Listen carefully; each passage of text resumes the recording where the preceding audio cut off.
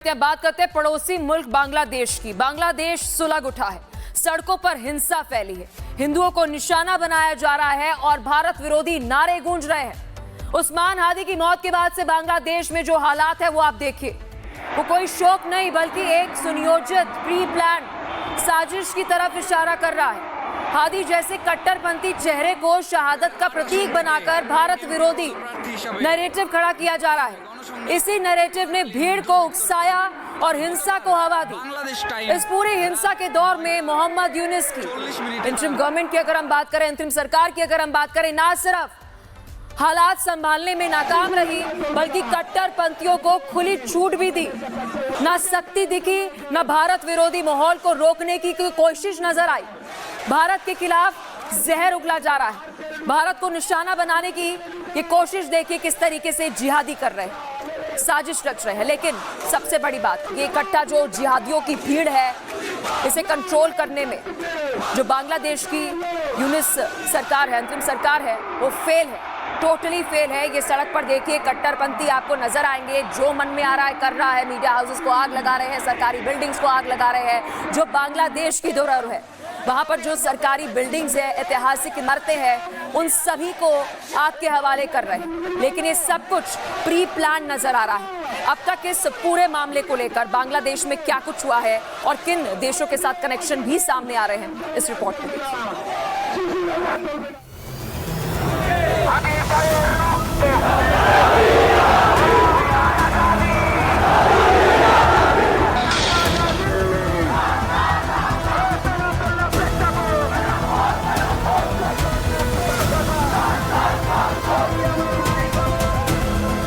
बांग्लादेश में कट्टरपंथी युवा नेता शरीफ उस्मान हादी की मौत के बाद चारों तरफ कोहराम मचा हुआ है।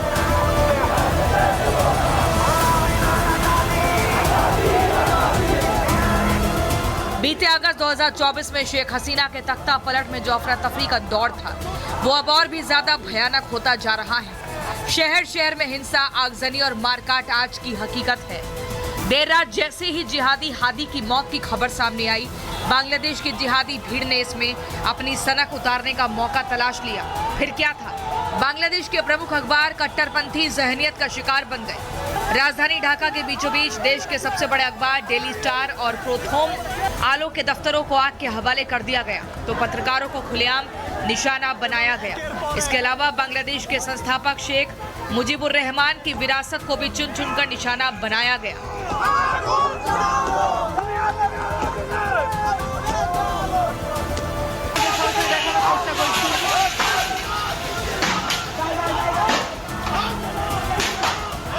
बांग्लादेश के प्रमुख सांस्कृतिक संगठन छाया नोट के भवन पर भी हमला किया गया। ये बांग्लादेश की सबसे पुरानी और प्रतिष्ठित सांस्कृतिक संगठन की इमारत है, जिसे गुरुदेव रविंद्रनाथ टैगोर की जन्म शताब्दी के बाद स्थापित किया गया था। लेकिन आज ये भी दंगाइयों की शिकार हो गई। मतलब साफ था, बांग्लादेश की उस पहचान को मिटाना जिसमें सभी धर्मों का सम्मान और भारत से जुड़ाव था।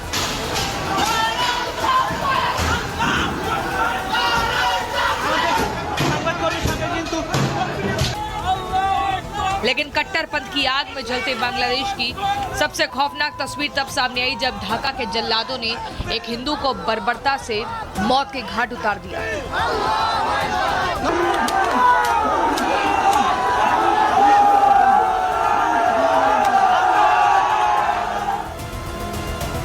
बांग्लादेश में हादी की मौत के बाद मचे कत्लेआम में अल्पसंख्यक हिंदू भी निशाने पर हैं। जहां एक फैक्ट्री में काम कर अपना गुजर बसर करने वाले दीपू चंद्र दास की मॉब लिंचिंग की गई। पहले पीड़ित दीपू को पीट कर मारने के बाद शव को पेड़ पर लटकाया गया और फिर नग्न अवस्था में उसे आग के हवाले कर दिया गया। इस दौरान हत्यारे अल्लाहू अकबर के नारे लगाते दिख रहे थे। जलते रोम में बंसी बजाते कट्टरपंथियों के पितामह यूनुस ने दुनिया में अपनी नोबेल की पहचान के लिए दंगे में मारे गए दीपू की मौत पर दिखावटी दुख जताया। लेकिन असलियत सबको पता है। बांग्लादेश में हिंदुओं पर हो रहे हमलों पर भारत से कड़ी प्रतिक्रियाएं सामने आ रही हैं। बांग्लादेश पाकिस्तान के रास्ते पर चल पड़ा है और भारत में भी ममता बनर्जी जैसे नेत्री हैं जो भारत को, बंगाल को बांग्लादेश बनाना चाहती हैं, और सारे इंडी गठबंधन की जुबान अभी बंद हो गई है। ये दुर्भाग्यपूर्ण है। बांग्लादेश के विषय में एमईए बोलेंगे, लेकिन जो घटना घटी है, बहुत बर्बरचित घटना घटी है, ये ठीक नहीं है। हिंदू ऐसे ही जलते रहेंगे, हिंदू ही ऐसे कटते रहेंगे, हिंदू ऐसे भागते रहेंगे, और ये तब तक भागते रहेंगे जब तक हिंदू इस बात को समझेगा नहीं। अरे बांग्लादेश की बात छोड़ो, बंगाल का क्या हाल है? वहां कह रहे हैं कि हम लोग बाबरी मस्जिद बनाएंगे, तो इससे बुरा दिन और क्या होगा। इसलिए हम यही कहेंगे कि हिंदुओं को जागना है, हिंदू समझे, और बहुत जल्दी सनातन को आगे बढ़ाने और इन सबको सबक सिखाने का समय है।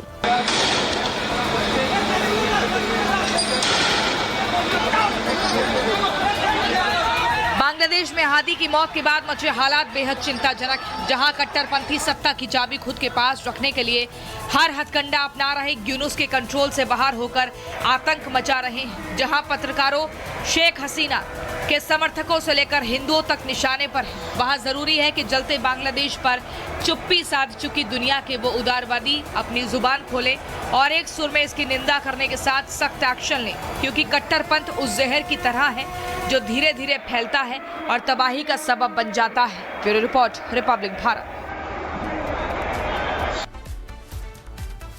तो बांग्लादेश में जब से सत्ता की चाबी यूनुस के हाथों गई है, भारत के खिलाफ नफरत को खुला मंच मिल गया है। वो चाहे भारत विरोधी प्रदर्शन हो या फिर खुद यूनुस की उकसावे भरी टिप्पणियां हो।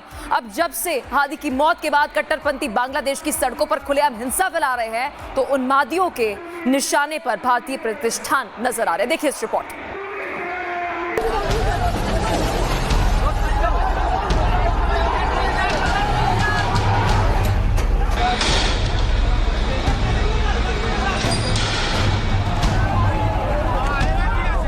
कट्टरपंथी की मौत पर बांग्लादेश जल रहा है।